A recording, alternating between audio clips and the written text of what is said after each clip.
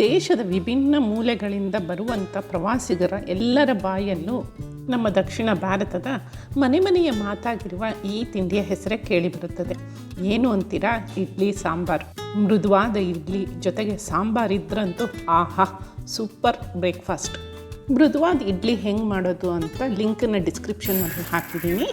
ಈ ವಿಡಿಯೋದಲ್ಲಿ ಇಡ್ಲಿಗೆ ಸಾಂಬಾರು ಹೇಗೆ ಮಾಡೋದು ಅಂತ ತೋರಿಸ್ತಾ ಇದ್ದೀನಿ. ಇಲ್ಲಿ ನಾನು 1 ಕಪ್ಪು ಮಸೂರ್ ದಾಲನ್ನು ತೊಗೊಂಡಿದ್ದೀನಿ, ಹಾಗೆ 1 ಕಪ್ಪು ತೊಗರಿಬೇಳೆನ ತೊಗೊಂಡಿದ್ದೀನಿ. ನೀವು ಸಾಂಬಾರನ್ನ ಬೇಕಾದ್ರೆ ಬರೀ ತೊಗರಿಬೇಳೆಯಲ್ಲಿ ಕೂಡ ಮಾಡ್ಬೋದು, ಆದರೆ ಸ್ವಲ್ಪ ಮಸೂರ್ ದಾಲ್ ಆ್ಯಡ್ ಮಾಡೋದ್ರಿಂದ ಸಾಂಬಾರು ರುಚಿ ತುಂಬಾ ಚೆನ್ನಾಗಿರುತ್ತೆ. 2 ಥರದ ಬೇಳೆಗಳಿಗೆ ಸ್ವಲ್ಪ ಬಿಸಿನೀರನ್ನು ಹಾಕಿ ಒಂದು ಅರ್ಧ ಗಂಟೆ ನೆನೆಸಿಟ್ಟಿದ್ದೀನಿ. ಬೇಳೆಗಳನ್ನ ನೆನೆಸಿ ಸಾಂಬಾರು ಮಾಡೋದ್ರಿಂದ ಸಾಂಬಾರು ಕನ್ಸಿಸ್ಟೆನ್ಸಿ ತುಂಬ ಚೆನ್ನಾಗಿ ಬರುತ್ತೆ. ಈಗ ಇದಕ್ಕೆ ನಾನು ಒಂದು ಅರ್ಧ ಸ್ಪೂನಷ್ಟು ಅರಿಶಿನ ಮತ್ತು ಸ್ವಲ್ಪ ನೀರನ್ನು ಹಾಕಿ ಇದನ್ನು ಒಂದು 3 ರಿಂದ 4 ವಿಸಿಲು ಕುಕ್ಕರ್ನ ಕೂಗಿಸ್ಕೊತೀನಿ. ಅಷ್ಟರಲ್ಲಿ ನಾವು ಸ್ವಲ್ಪ ತರಕಾರಿನ ಹೆಚ್ಚಿ ರೆಡಿ ಮಾಡ್ಕೊಳ್ಳೋಣ. ಇಲ್ಲಿ ನಾನು ಒಂದು ಈರುಳ್ಳಿ, 1 ಟೊಮೆಟೊ ಮತ್ತು ಸ್ವಲ್ಪ ಕರಿಬೇವು ಸೊಪ್ಪು, ಕೊತ್ತಂಬರಿ ಸೊಪ್ಪನ್ನು ಹೆಚ್ಕೊತಾ ಇದ್ದೀನಿ. ಇದು ಇಡ್ಲಿಗೆ ಆಗಿರೋ ಸಾಂಬಾರು ಆದ್ದರಿಂದ ಈರುಳ್ಳಿನ ಸ್ವಲ್ಪ ದೊಡ್ಡದಾಗಿ ಹೆಚ್ಕೊತೀನಿ. ಮತ್ತು ಟೊಮೆಟೊನೂ ಅಷ್ಟೇ 4 ಭಾಗ ಮಾಡಿ ಅದನ್ನು ಸ್ಲೈಸ್ಗಳನ್ನಾಗಿ ಮಾಡ್ಕೊತೀನಿ. ನಿಮ್ಗೇನಾದ್ರು ಸ್ವಲ್ಪ ವೇರಿಯೇಷನ್ ಬೇಕು ಅಂದರೆ ಇದಕ್ಕೆ ನೀವು ಮಂಗಳೂರು ಸೌತೆಕಾಯಿನೂ ಕೂಡ ಆ್ಯಡ್ ಮಾಡ್ಕೋಬೋದು, ಅಥವಾ ನಿಮ್ಗೆ ಇಷ್ಟ ಬರುವಂಥ ಯಾವುದೇ ತರಕಾರಿ, ಕೋಸು ಯಾವುದಾದ್ರೂ ಆ್ಯಡ್ ಮಾಡ್ಕೋಬೋದು. ಈಗ ಕೊತ್ತಂಬರಿ ಸ್ವಲ್ಪ ಹೆಚ್ಚಿಟ್ಕೊಂಡಿದ್ದೀನಿ, ಸ್ವಲ್ಪ ಕರಿಬೇವು ಸೊಪ್ಪನ್ನು ತೊಗೊಂಡಿದ್ದೀನಿ, ಹಾಗೆ ಸ್ವಲ್ಪ ಒಗ್ಗರಣೆಗೆ ಬ್ಯಾಡಗಿ ಮೆಣಸಿನ್ಕಾಯಿನೂ ರೆಡಿ ಮಾಡಿ ಇಟ್ಕೊಂಡಿದ್ದೀನಿ. ಈಗ ಒಂದು ಸಾಂಬಾರು ಮಸಾಲೆ ರೆಡಿ ಮಾಡ್ಕೊಳ್ಳೋಣ.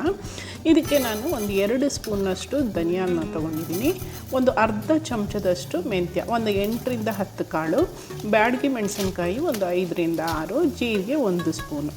ಇಷ್ಟನ್ನು ಸ್ವಲ್ಪ ಎಣ್ಣೆ ಹಾಕ್ಕೊಂಡು ಗರ್ಗರಿಯಾಗಿ ಸ್ವಲ್ಪ ಫ್ರೈ ಮಾಡ್ಕೋಬೇಕಾಗತ್ತೆ. ಈಗ ಇದು ಫ್ರೈ ಮಾಡ್ಕೊಂಡ್ಮೇಲೆ ಒಂದು ಪ್ಲೇಟ್ಗೆ ಟ್ರಾನ್ಸ್ಫರ್ ಮಾಡ್ಕೊತಾ ಇದ್ದೀನಿ. ಇದು ತಣ್ಣಗಾಗಬೇಕು ಸ್ವಲ್ಪ.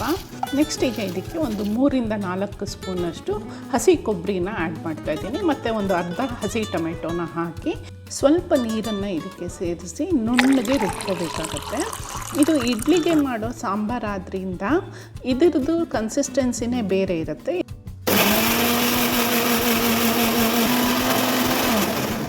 ಇದು ಸ್ವಲ್ಪ ತೆಳ್ಳಗಿರಬೇಕಾಗತ್ತೆ, ಅಷ್ಟು ಗಟ್ಟಿ ಇರಲ್ಲ ಸಾಂಬಾರು, ಹಾಗಾಗಿ ಇದಕ್ಕೆ ಮಸಾಲ ಕೂಡ ಬೇರೆ ಇರುತ್ತೆ.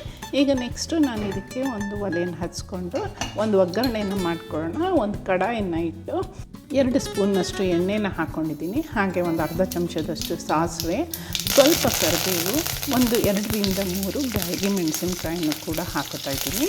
ಸ್ವಲ್ಪ ಇಂಗನ್ನು ಹಾಕಿ ಒಂದು ಸಣ್ಣದಾಗಿ ಒಗ್ಗರಣೆಯನ್ನು ಮಾಡ್ಕೊಳ್ಳೋಣ. ಯಾವುದೇ ಒಂದು ಅಡುಗೆಗೆ ಒಂದು ಒಳ್ಳೆ ಒಗ್ಗರಣೆಯನ್ನು ಮಾಡಿಕೊಂಡ್ರೆ ಅಡುಗೆ ಸ್ವಾದನೇ ವಿಭಿನ್ನವಾಗಿರುತ್ತೆ, ಒಳ್ಳೆ ರುಚಿ ಕೊಡುತ್ತೆ. ಈಗ ನಾನು ಇದಕ್ಕೆ 1 ಕಪ್ಪಷ್ಟು ದಪ್ಪದಾಗಿ ಹೆಚ್ಚಿಟ್ಕೊಂಡಿರೋವಂಥ ಈರುಳ್ಳಿನ ಹಾಕಿ ಬಾಡಿಸ್ಕೊತಾ ಇದ್ದೀನಿ. ಇದು ಈರುಳ್ಳಿ ಬಣ್ಣ ಬದಲಾಯಿಸಿದ ಮೇಲೆ ನಾನು ಇದಕ್ಕೆ ಒಂದು ಅರ್ಧ ಕಪ್ಪಷ್ಟು ಟೊಮೆಟೊನ ಹಾಕ್ತಾಯಿದ್ದೀನಿ, ಅಂದರೆ 1 ಟೊಮೆಟೊನ ತೊಗೊಂಡಿದ್ದೀನಿ. ಇದಕ್ಕೆ ಸ್ವಲ್ಪ ನೀರನ್ನು ಹಾಕಿ ಈರುಳ್ಳಿ ಮತ್ತು ಟೊಮೆಟೊ 2 ಸ್ವಲ್ಪ ಸಾಫ್ಟಾಗಿ ಬೇಯೋವರೆಗೂ ಬಿಡಬೇಕಾಗತ್ತೆ. ಅಷ್ಟರಲ್ಲಿ ನಾವು ಬೇಳೆ ಏನು ಬೇಯಿಸಿಟ್ಕೊಂಡಿದ್ದೀವಿ ಅದನ್ನು ಈ ಥರ ಒಂದು ಸ್ಮ್ಯಾಶರಲ್ಲಿ ಚೆನ್ನಾಗಿ ನುಣ್ಣಗೆ ಸ್ಮ್ಯಾಶ್ ಮಾಡ್ಕೋಬೇಕಾಗತ್ತೆ. ಬೆಂದಿರೋ ಅಂಥ ಈರುಳ್ಳಿ ಟೊಮೆಟೊಗೆ ಈ ಸ್ಮ್ಯಾಶ್ ಮಾಡಿರೋ ಬೇಳೆನ ಆ್ಯಡ್ ಮಾಡಿ, ಜೊತೆಗೆ ನಾವು ರುಬ್ಬಿಟ್ಕೊಂಡಿರೋಂಥ ಮಸಾಲೆನೂ ಕೂಡ ಹಾಕಿ ಇದನ್ನು ಚೆನ್ನಾಗಿ ಕುದಿಸ್ಕೋಬೇಕಾಗತ್ತೆ. ಒಂದು 2 ರಿಂದ 3 ಕುದಿ ಬಂದ ಮೇಲೆ ಇದಕ್ಕೆ ರುಚಿಗೆ ತಕ್ಕಷ್ಟು ಉಪ್ಪು, ಒಂದು 2 ಸ್ಪೂನ್ನಷ್ಟು ಹುಣಸೆ ಹಣ್ಣಿನ ರಸ, ಹಾಗೆ ಒಂದು 2 ಸ್ಪೂನ್ನಷ್ಟು ಬೆಲ್ಲದ ಪುಡಿಯನ್ನು ಹಾಕಿ ಒಂದು 5 ನಿಮಿಷ ಕುದಿಸ್ಬೇಕಾಗತ್ತೆ. ಬೆಲ್ಲ ಆಪ್ಷನಲ್ಲು, ಇಷ್ಟ ಇದ್ದರೆ ಆ್ಯಡ್ ಮಾಡ್ಕೋಬೋದು. ಈಗ ಇದಕ್ಕೆ ಸ್ವಲ್ಪ ಕೊತ್ತಂಬರಿ ಸೊಪ್ಪನ್ನು ಹಾಕಿ ಮಿಕ್ಸ್ ಮಾಡಿದರೆ ಟೇಸ್ಟಿ ಸಾಂಬಾರು ರೆಡಿ. ಇಡ್ಲಿಗಳನ್ನು ಈ ಥರ ಸಾಂಬಾರಲ್ಲಿ ಡಿಪ್ ಮಾಡಿಕೊಂಡು ತಿಂದರೆ ಆಹಾ, ಸೂಪರ್ ಬ್ರೇಕ್ಫಾಸ್ಟ್. ನೀವು ಈ ರೆಸಿಪಿನ ಟ್ರೈ ಮಾಡಿ ಹೇಗೆ ಬಂತು ಅಂತ ಕಾಮೆಂಟ್ ಸೆಕ್ಷನಲ್ಲಿ ತಿಳಿಸಿ. Thank you for watching. Keep watching.